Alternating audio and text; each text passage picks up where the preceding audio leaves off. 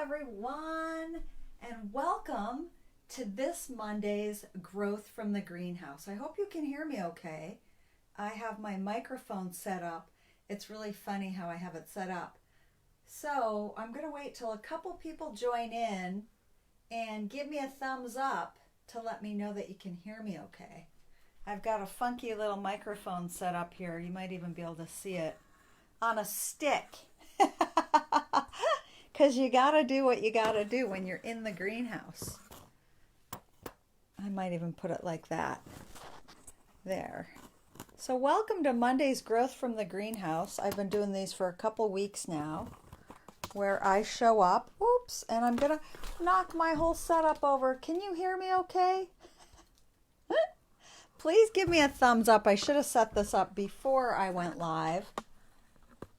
I have my little microphone going here on a stick, on a garden stick, and I just want to make sure that everyone can hear me. So give me a thumbs up if you can hear me. Thumbs up. It's Monday and it's Growth from the Greenhouse, and it's a chilly day here in Anchorage, Alaska. Welcome everyone. I've got my microphone on a stick, and I come here on Mondays with tools and tips for inspiration. Can you hear me okay, everyone? Thumbs up. Anyone, can you hear me? I just want to make sure that you can hear me all right. I'm hopeful that you can. I'm speaking very loudly. I come to you from the greenhouse to bring you growth from the greenhouse because that's what it's all about. It's all about growing in our lives, if you have a business, in your career. And I cannot see who's joining in. I see a bunch of you though. Welcome. Where are you joining in from? And can you hear me okay? Thumbs up if you can hear me okay. I've got my little microphone on a stick and I'm standing way far back. So thumbs up if you can hear me okay. No thumbs up yet. Hi, Jeff. Thumbs up if you can hear me okay. All right, great. So welcome to Monday's Growth from the Greenhouse. And I'm thinking of moving this over to my Facebook business page, Alaska Tracy. So thumbs up or thumbs down if you want me to do that. There's more statistics that I can gather if I put them over on the live and then share it over here. So I might do that. I might move it over to my Facebook page. Welcome, Craig. Where are you guys joining in from? I think Jeff is in Alaska. Where else are you joining in from? And does anybody out there have a greenhouse or a garden? Hello, Paul. Welcome. Where are you joining in from today? And what is your weather like? It is cloudy here. I thought it was going to rain all day. I get a lot done on Monday, rainy Mondays. Michelle, Angola, New York. Angola, do you know that, I don't know how we connected because I have 4,000 friends, right? I'm from Grand Island, New York. That might be how we know each other, mutual friends. And I know they had stellar weather over the weekend. All right, so I do a lot of meditation. And a lot of people ask me if it's religious based, and it's not. What I've learned over the years is meditation for me is all about quieting this, which often tells me things that aren't true, and it's often super loud and super annoying.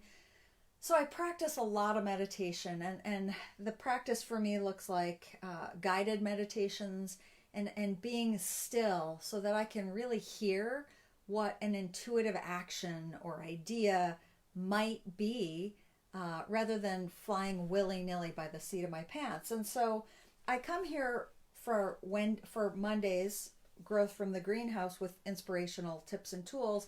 And today I grabbed a book, and I noticed that we have two of these books. It's called The 4 Agreements. Who's got the book, The 4 Agreements? Who's read the book, The Four Agreements? Hi, Kathleen. Hi, Melissa. Hi, Megan. Please comment where you're joining in from. Does anybody have the Four Agreements? And if you do, have you read the Four Agreements? Anyone? And guess what? We have 2 of these books. So I would love, love, love, love to give one of them away. I could pop them in the mail to you. So I'm going to ask you a question, and whoever answers the question first, whether you're live or watching the replay, I will connect with you and get your address to send you one of these books, because we have 2 of them. So, okay, so first I'm going to read and then I'll ask you the question and then we'll do the giveaway. So I opened right up to the first agreement, which is be impeccable with your word. Be impeccable with your word. I love this book. And it's not a coincidence that I grabbed it today, because I would like to reread this book. So the first agreement is the most important one and also the most difficult one to honor. It is so important that with just this first agreement, you will be able to transcend to the level of existence I call heaven on earth. Who doesn't want to have heaven on earth right now, right? So the first agreement is to be impeccable with your word. It sounds very simple, but it is very, very powerful. And then it goes on to talk about being impeccable with your word. And I had folded a couple pages over throughout this first chapter, and one of them I'm going to read. Looking at everyday human interactions, imagine how many times we cast spells on each other with our word. Over time, this interaction has become the worst form of black magic, and we call it gossip. Gossip is black magic at its very worst because it's pure poison. We learn how to gossip by agreement. When we were children, we heard the adults around us gossiping all the time, openly giving their opinions about other people. They even had opinions about people they didn't know. Emotional poison was transferred among the opinions, and we learned this as a normal way to communicate. Can anybody relate to that first part about gossiping? When you're just casually chatting about somebody that you don't even know, and you might be sharing something that you really don't know about them, and yeah, I've been guilty of it. And gossip is, it says, gossiping has become the main form of communication in human society. It's a way that we feel close to each other. I've had to do a lot of work around the gossip topic. And for me, I learn a lot from my husband, who, if he runs into somebody and they say, "How's Tracy doing?" or they ask something about me, 9 times out of 10, he'll say, give her a call. So he removes himself from being the middleman, and he keeps himself out of a lot of trouble. So gossip, the first one, gossip is so hard to break that habit of. And then I'm just going to skip to the back of the first agreement, the paragraph in the very last part of the chapter. It says, just imagine what you can create with impeccability of the word. The impeccability of the word, you can transcend the dream of fear and live a different life. You can live in heaven in the middle of 1,000 of people living in hell, because you are immune to that hell. You can attain the kingdom of heaven from this one agreement. Be impeccable with your word. I love that. Be impeccable with your word. So I have one of these books to give away, and the first person who's live or on the replay that can answer, what does being impeccable with your word mean to you in one sentence? So what does being impeccable with your word, what does that mean to you? And whoever answers that question first, I will get a hold of you privately and I'll send you one of these books. It's called The Four Agreement, and it is by Don Miguel Ruiz, R-U-I-Z. It's a fantastic book, and we happen to have two of them, so I would love to give one away. And to me, being impeccable with my word often means showing up when I say I'm going to. It means cutting down on the gossip of wanting to share information with others that I know nothing of. It means